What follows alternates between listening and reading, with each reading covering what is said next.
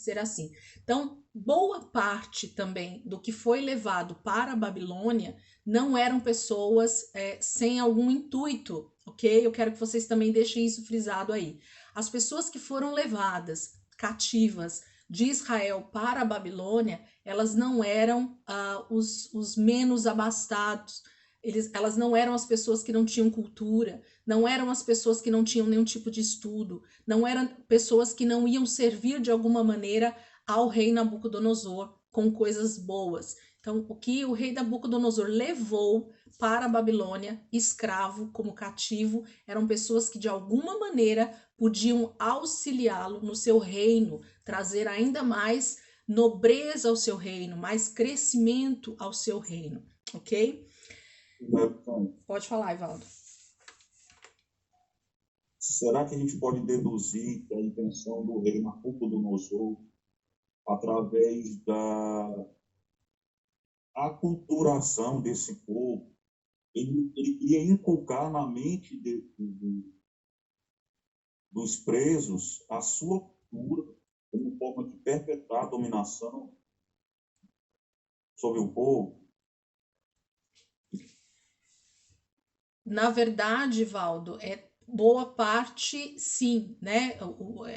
O principal entendimento do rei Nabucodonosor, como qualquer líder de nações, como era o caso de Nabucodonosor, e nós vamos ver os casos de outros durante o estudo, tem a ver sim com pessoas de influência, né? Então eu sempre preciso, no meu governo, ter pessoas influentes, pessoas inteligentes, pessoas cultas, pessoas que vão trazer ainda mais entendimento para mim, para que eu consiga manobrar a massa, né? Então, esse é o conceito sempre de um governo que quer manobrar a massa.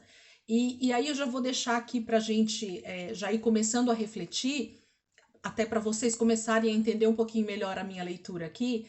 A Babilônia, ela fala de um lugar, de um reino que era o governo principal ou o mais forte daquele momento da história. Então, coloquem aí Babilônia como um reino muito forte na terra para esse momento da história, ok? Então, a Babilônia fala de um reino extremamente forte para esse momento da história e que queria ainda mais poder e que queria mais força e que queriam mais pessoas que pudessem agregar a esse poder, ok? Então, Babilônia fala desse lugar. Nabucodonosor fala de alguém, um líder máximo que deseja ainda mais poder, deseja conquistar muito mais poder sobre a terra, porque ele quer dominar a terra, ok?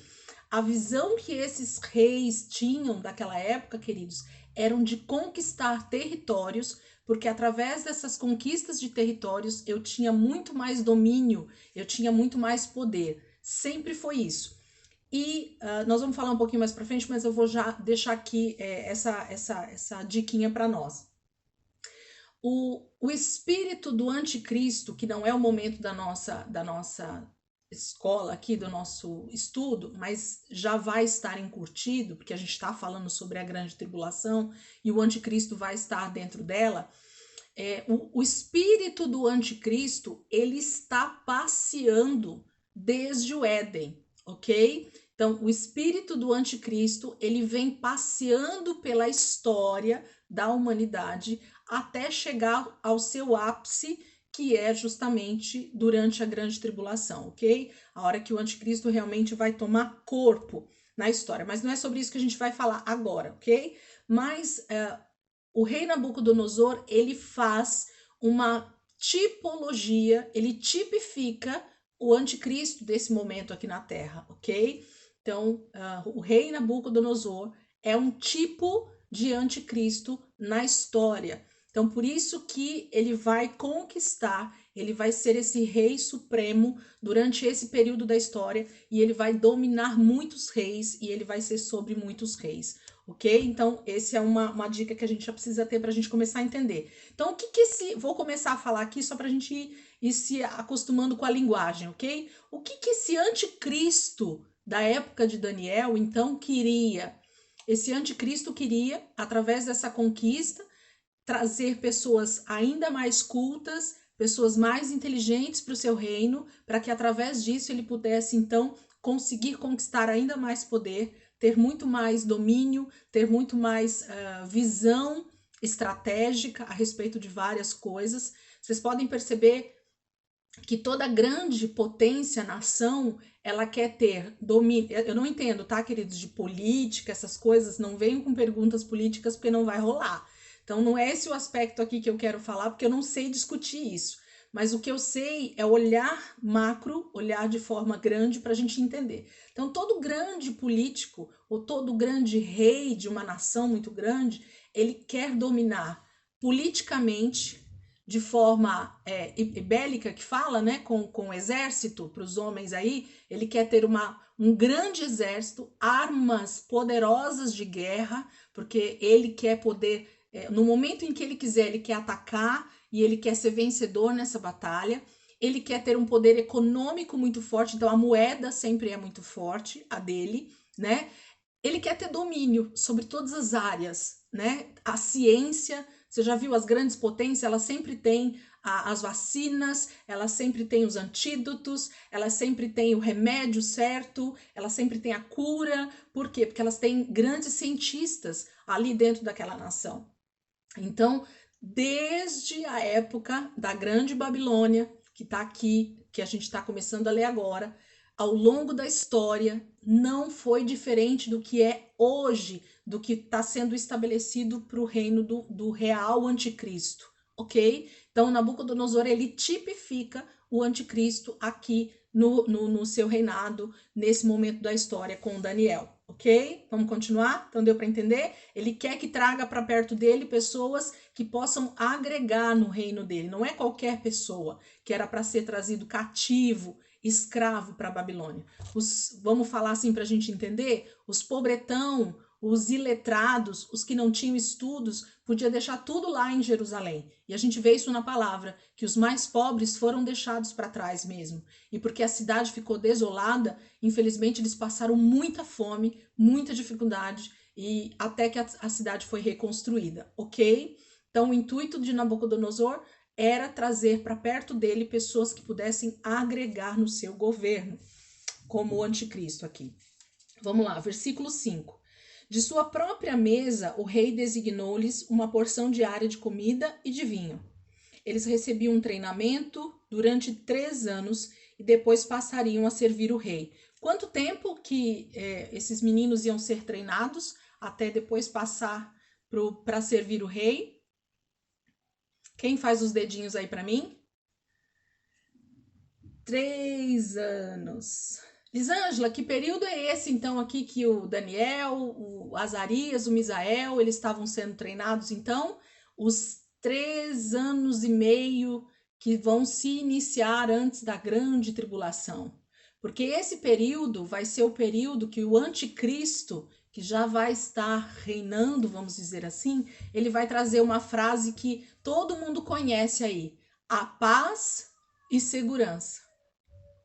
Lembra lá em Mateus 24 que a gente diz, quando a gente olhar para o mundo e tiver um líder que ele disser assim: dominei tudo, tá tudo no lugar, a paz e segurança. Então todo mundo vai achar que tá tudo bem. Não, esse cara é o cara, ele é o governador, ele é o top desse momento da história. Então é aí que a coisa vai desandar. Então os meninos aqui também deviam ser treinados para servir Nabucodonosor. Durante 3 anos eles ficariam só em treinamento. Então essas pessoas que vão ser recrutadas para estar governando junto com o anticristo, elas vão, durante um período, elas vão ser treinadas para isso. E aqui eu quero que vocês só entendam, eu estou trazendo algumas datas, épocas ou períodos, só para a gente entender a articulação disso. Elisângela, você tem certeza absoluta disso que você está falando? Não, não tenho. Eu estou lendo com vocês e diante do que o livro de Daniel traz, que é uma revelação muito forte a respeito de escatologia, eu consigo trazer uma visão para os dias de hoje, ok? mas não quer dizer que o contexto do que Daniel está escrevendo aqui tem a ver exatamente com isso, mas eu posso lançar isso para esse entendimento, ok, queridos? Eu não estou dizendo que essa é a revelação da palavra, não, tá bom? Não tem revelação, não tem rema aqui, não. Tem só uma leitura mais detalhada para a gente poder entender algumas coisas, tá bom?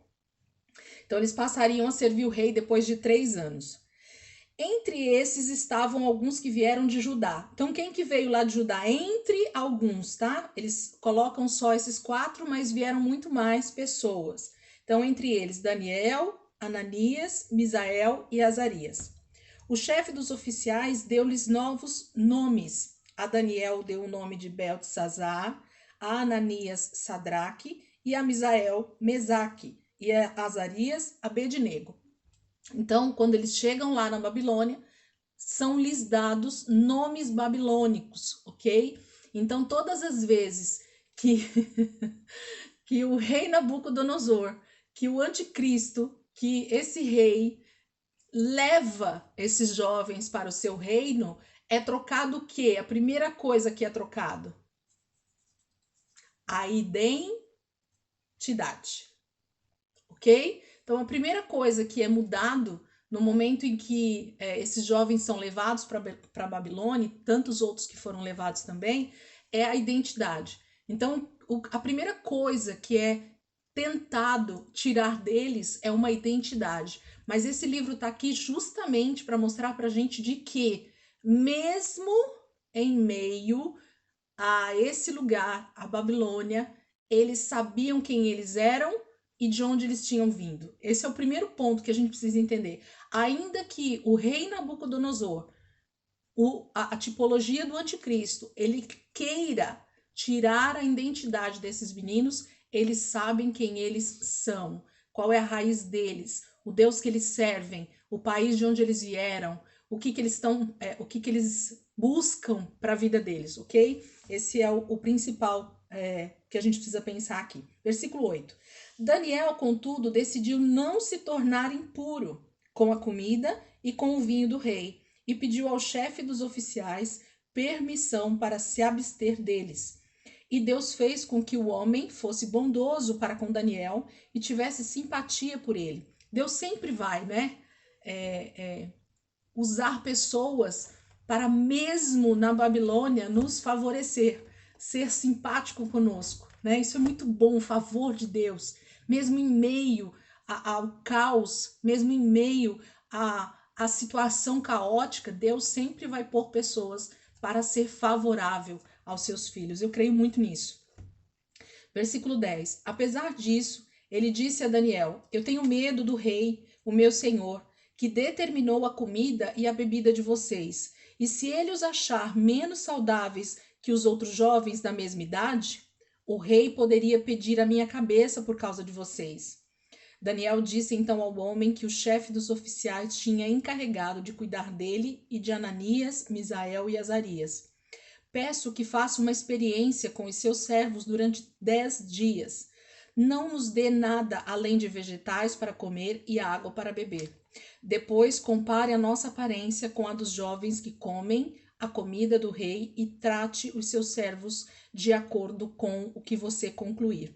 Ele concordou e fez a experiência com eles durante 10 dias. Passados 10 dias, eles pareciam mais saudáveis e mais fortes do que todos os jovens que comiam a comida da mesa do rei.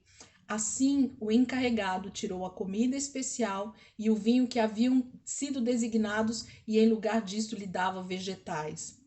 A esses 4 jovens, Deus deu sabedoria e inteligência para conhecerem todos os aspectos da cultura e da ciência. Então, aqui já fica claro para nós que quem deu a sabedoria para então eles fazerem toda a diferença, inclusive ali na Babilônia, foi o Senhor, ok? Então, mais uma vez, Deus está se mostrando aqui na história, dizendo que é Ele quem dá toda a inteligência para esses jovens terem o conhecimento da cultura e de tudo que eles precisavam saber para serem bem-sucedidos ali na Babilônia. Então, esses jovens, eles não eram só simplesmente servos de Deus, mas eles muito provavelmente eram realmente pessoas estudadas na ciência e no conhecimento de várias coisas, ok? Esses jovens não eram qualquer pessoas, mas eram pessoas que realmente tinham o domínio com a ciência, com o conhecimento,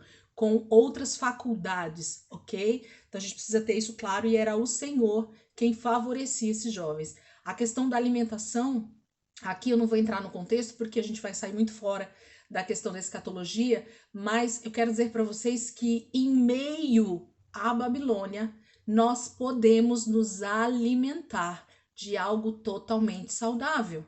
Então, independente do lugar onde nós estejamos inseridos, queridos, há um alimento puro que nos traz real vigor na nossa vida. E nós sabemos o que é isso hoje. Nós sabemos que o contexto do que a palavra está dizendo aqui para esses jovens era ter a palavra de Deus.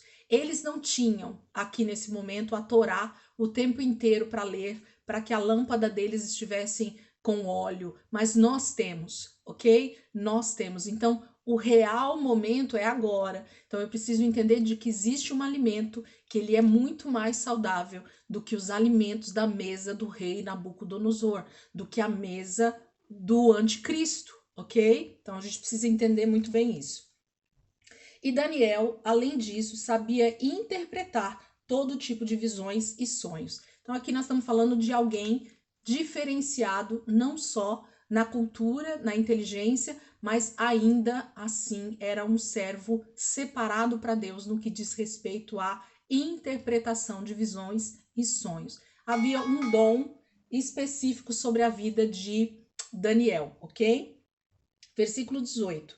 Ao final do tempo estabelecido pelo rei para que os jovens fossem trazidos à sua presença, o chefe dos oficiais os apresentou a Nabucodonosor. Então passou-se aqui 3 anos, né? O rei conversou com eles e não encontrou ninguém comparável a Daniel, Ananias, Misael e Azarias, de modo que eles passaram a servir o rei. Então, diante de talvez milhares de jovens que estavam ali, que tinham sido preparados durante esses 3 anos, esses 4 jovens, eles se destacam, além de todos os outros, ok? E aí a palavra fala que eles passaram a servir diretamente o rei. Eles passaram a servir quase que do lado, na cadeira do lado do rei. Eles eram os auxiliares mais próximos do rei, ok? Do que do rei precisava. Versículo 20. O rei lhes perguntava sobre todos os assuntos que exigiam sabedoria e conhecimento, e descobriu que eram 10 vezes mais sábios do que todos os outros, do que todos os magos e encantadores de todo o seu reino. Então tá falando sobre sabedoria mesmo, queridos, conhecimento, inteligência, tá? Não tá se falando sobre questões espirituais, não. Tá se falando sobre questões culturais, questões de ciência, de faculdade. Então diz que esses meninos eram mais inteligentes, 10 vezes mais do que todos os sábios, do que todos os encantadores, do que todos os magos que existiam ali na Babilônia, ok? Então, os servos de Deus geralmente têm realmente uma sabedoria a mais, né? Ainda mais quando a gente decide estudar, aí fica até mais fácil a coisa, porque com Deus a coisa fica até mais fácil. Versículo 21. Daniel permaneceu ali até o 1º ano do rei Ciro. Isso aqui é bem importante, mas a gente não vai entrar aqui agora, ok? Capítulo 2. Entendido aí capítulo 1? Passou? Capítulo 2. Os sonhos de Nabucodonosor. No 2º ano do seu reinado, Nabucodonosor teve sonhos. Sua mente ficou tão perturbada que ele não conseguia dormir. Por isso, o rei convocou os magos, os encantadores, os feiticeiros e os astrólogos para que lhe dissessem o que ele havia sonhado. Quando eles vieram e se apresentaram ao rei, este lhe disse: tive um sonho que me perturba e quero saber o que significa. Então os astrólogos responderam em aramaico ao rei: ó rei, vive para sempre. Conta o sonho aos teus servos e nós o interpretaremos. O rei respondeu aos astrólogos: esta é a minha decisão. Se vocês não me disserem qual foi o meu sonho e não o interpretarem, farei que vocês sejam cortados em pedaços e que as suas casas se tornem montes de entulho. Mas, se me revelarem o sonho e interpretarem, eu darei a vocês presentes, recompensas e grandes honrarias. Portanto, revele-me o sonho e a sua interpretação. Mas eles tornaram a dizer: conte o rei o sonho a seus servos e nós o interpretaremos. Então o rei respondeu: já descobri que vocês estão tentando ganhar tempo, pois sabem da minha decisão. Se não me contarem o sonho, todos vocês receberão a mesma sentença, pois vocês combinaram enganar-me com mentiras, esperando que a situação mudasse. Contem-me o sonho e saberei que vocês são capazes de interpretá-lo para mim. Os astrólogos responderam ao rei: não há homem na terra que possa fazer o que o rei está pedindo. Nenhum rei, por maior e mais poderoso que tenha sido, chegou a pedir uma coisa dessas a nenhum mago, encantador ou astrólogo. O que o rei está pedindo é difícil demais. Ninguém pode revelar isso ao rei, senão os deuses, e eles não vivem entre os mortais. Então, o que está acontecendo aqui? O rei Nabucodonosor simplesmente tem um sonho que perturba ele, e ele chama então todos os seus magos e encantadores e tudo que ele tinha, desculpa, gente, tudo que ele tinha ali próximo dele, chama esses homens e diz assim: eu não vou contar o sonho para vocês. Além de querer a interpretação do sonho, eu quero que vocês me contem o sonho. Então, o que o rei Nabucodonosor estava dizendo era assim: se vocês são realmente inteligentes, se vocês interpretam sonhos, visões, se vocês têm uma mente brilhante, além de interpretar o meu sonho, vocês vão ter que dizer qual é o sonho. Então, eu estou querendo além, sabe por que o rei Nabucodonosor queria isso? Porque ele sabia que esses magos, que esses encantadores, eles poderiam enganá-lo a respeito do sonho. Porque assim, é fácil contar um sonho que você teve e a pessoa que está diante de você, ela faz a interpretação segundo aquilo que ela acha que é. Então, fica fácil, né, meio que eles ali combinarem entre si, que é isso que o rei Nabucodonosor está dizendo. Eles iriam ouvir o sonho do rei e eles iam combinar entre si o que eles iam responder para o rei como interpretação. Então ficaria como se fosse assim: o rei, nós achamos que a interpretação do seu sonho é isso. E o rei teria que acatar, porque se eles eram encantadores, se eles eram magos ali do seu reino, ele teria que acatar a interpretação do sonho dele a respeito do que esses homens dissessem. Então, o que ele faz? Para ter certeza de que a interpretação do sonho seria algo realmente vinda da parte dos deuses ou de Deus ou de algo maior, ele queria então que esses encantadores dissessem o sonho. Então tinha que ser algo que realmente só alguém muito espiritual pudesse então revelar, porque teria que revelar não só a interpretação do sonho, mas o sonho em si. Então é como se Nabucodonosor dissesse assim: vocês precisam agora, então, entrar na minha mente, saber o que eu sonhei realmente e me dar a interpretação. Porque se vocês não fizerem isso, eu sei que vocês não são verdadeiros magos e encantadores e astrólogos. Vocês conhecem tudo aí do que vocês dizem, dos estudos de vocês? Então me digam, vai lá para os deuses de vocês e me digam o que foi que eu sonhei e o que foi e a interpretação desse sonho. Mas nós sabemos, e nós vamos continuar lendo e vocês vão ver, que esse sonho vem da parte de Deus para Nabucodonosor. Então, somente alguém realmente que tivesse o discernimento espiritual podia trazer tanto o que era o sonho de Nabucodonosor, que isso chama-se palavra de conhecimento, que a Bíblia chama, não só trazer o sonho, como trazer a interpretação desse sonho. E nós lemos alguns versículos atrás aqui que Daniel, não é isso que está escrito aqui no versículo, finalzinho do versículo 17? E Daniel, além disso, sabia interpretar todo tipo de visão e de sonho. Então nós tínhamos alguém ali no reino que tinha capacidade para isso. E Deus, é um dom espiritual, exatamente, Ivaldo. Então, e Deus, sabendo disso, ele então traz esse sonho para Nabucodonosor que o perturbou tanto, porque esse rei ele ficou tão perturbado porque a visão que ele teve foi muito grandiosa, foi muito tremenda. Então, Nabucodonosor ficou tão perturbado, porque com certeza ele nunca tinha tido um sonho daquele, uma visão daquela, e ele fica então perturbado, a palavra fala. E foi o próprio Deus que trouxe essa visão para ele, e então não seria qualquer pessoa a interpretar. E isso que ele fala aqui tem a ver com alguém que está no poder de uma nação poderosíssima, mas que não podia ter próximo dele, ou não podia ter uma revelação qualquer a respeito desse sonho. Mas ele precisava de uma revelação que viesse realmente de encontro ao discernimento do que ele estava tendo como visão. Não podia ser qualquer coisa, tinha que ser realmente algo que trouxesse a revelação. Vamos continuar aqui? Versículo 12. Isso deixou o rei tão irritado e furioso que ele ordenou a execução de todos os sábios da Babilônia. E assim foi emitido o decreto para que fossem mortos os sábios.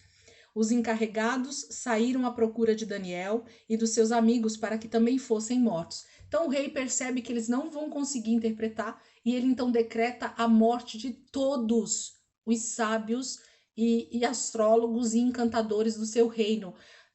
Tamanha era a ira do rei Nabucodonosor nesse momento por não ter a interpretação do seu sonho, por não saber o que era aquela visão tremenda que ele teve em sonho, nessa visão. Ele então manda matar tudo, porque ele fala: vocês são astrólogo nada, vocês não sabem é de nada, então manda matar tudo, porque eu não tenho pessoas capazes perto de mim. Essa é a ira tamanha do rei Nabucodonosor. Ele manda então matar todos. Versículo 14. Arioque, o comandante da guarda do rei, já se preparava para matar os sábios da Babilônia, quando Daniel dirigiu-se a ele com sabedoria e bom senso.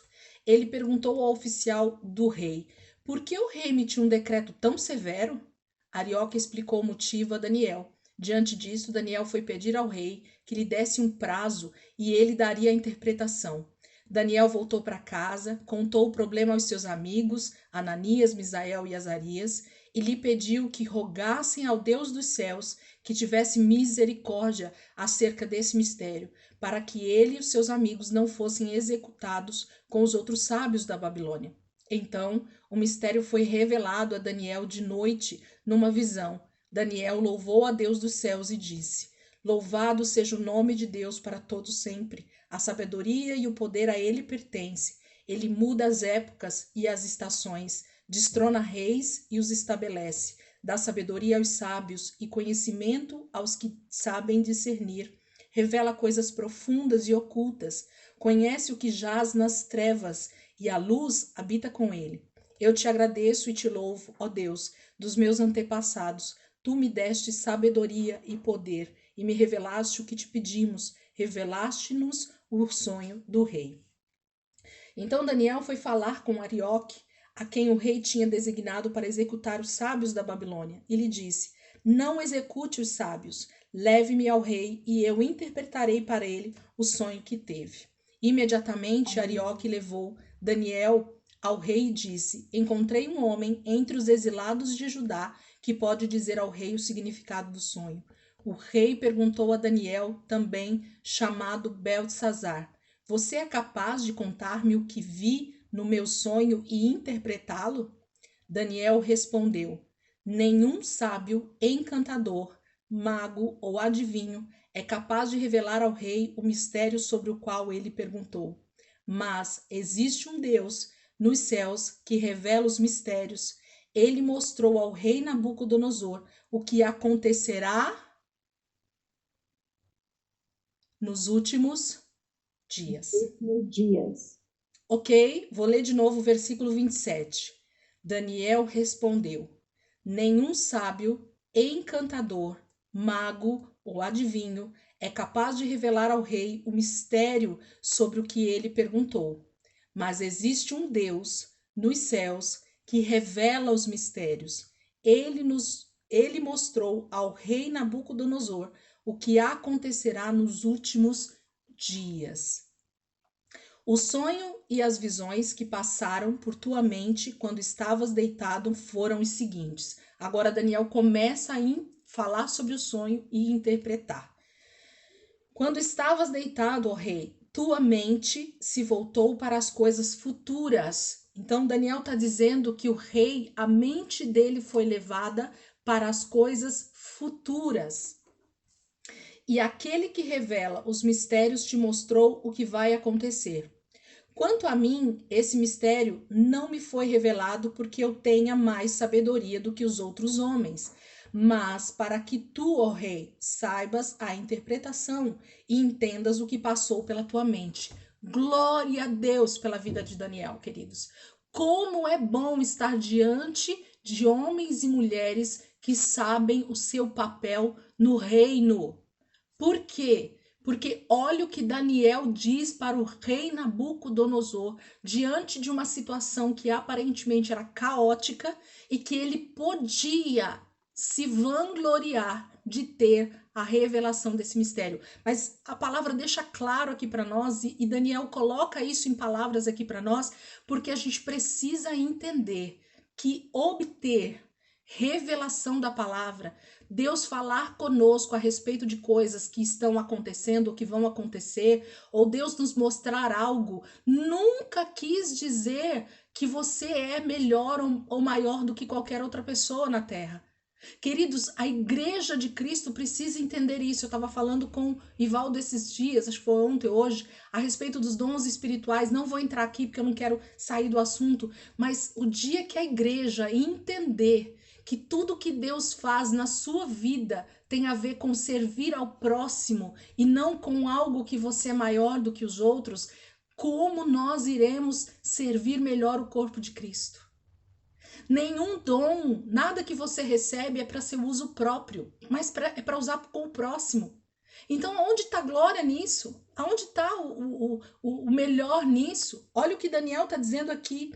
Quanto a mim, esse mistério não me foi revelado porque eu tenha mais sabedoria do que outros homens. Daniel está dizendo assim: eu simplesmente fui pedir a resposta para quem podia me dar a resposta. Queridos, a palavra de Deus ela está disponível para qualquer pessoa estudar. A palavra de Deus está disponível para qualquer pessoa ler. O Espírito Santo, ele é ensinador para qualquer pessoa que deseja aprender.